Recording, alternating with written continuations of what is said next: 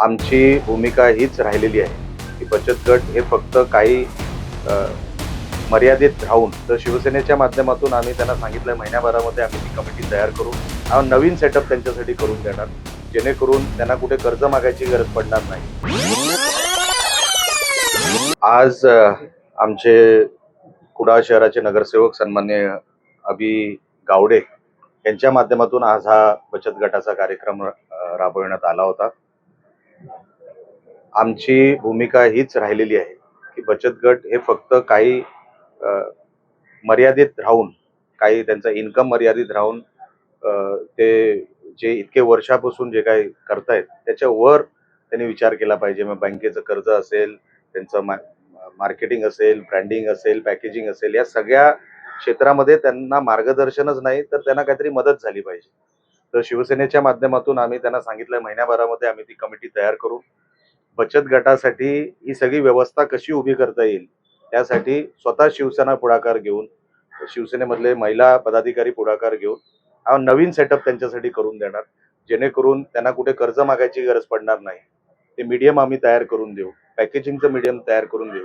कारण का जर आपण प्रॉडक्ट बघितले तर प्रॉडक्टवर एमआरपी ठरतं, प्रॉडक्टवर त्याची प्राइस ठरते, प्रॉडक्टवर त्याची प्राइस रेंज ठरते. तर चांगलं पॅकेजिंग, चांगलं मार्केटिंग जर आम्ही त्यांच्यासाठी उभं करून देऊ शकलो तर ते ते इन्कम त्यांचं वाढणार आणि ते त्यांच्या उदरनिर्वाहासाठी ते भाऊ, तुम्हाला मी मागे पण मला वाटतं महिन्याभरापूर्वी सांगितलं, घोडगे सोनवडे घाट रस्त्याचा ऑलरेडी सगळा विषय आता आटपत आलेला आहे. येणाऱ्या काही दिवसांमध्ये आम्ही त्याचं भूमिपूजन करून तेही काम स्टार्ट करू. अंजिवडे घाट रस्त्याचा विषय काय झाला, मागचे जे कोण लोकप्रतिनिधी होते म्हणजे माझ्या अगोदरचे आमदार खासदार जे होते त्यांनी चुकीच्या पद्धतीने तो डीपीआरचा विषय हँडल केला.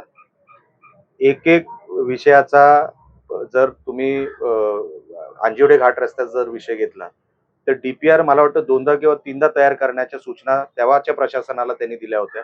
तशी काही गरज नव्हती. आम्ही आता सिंगल डीपीआर जो काही लवकरात लवकर इम्प्लिमेंट होईल तसा डीपीआर तयार करून आम्हाला द्यावा, असं आम्ही एन्व्हायरमेंटलच्या कमिटीला पण कळवलेलं आहे आणि त्या विभागाला पण, पीडब्ल्यूडी विभागाला पण कळवलेलं आहे.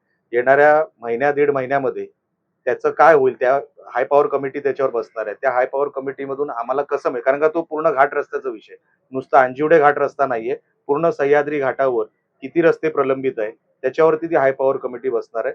ती बसल्यानंतर आम्हाला कळेल की नेमकं त्यांनी त्या डीपीआर बद्दल काय निर्णय घेतलाय.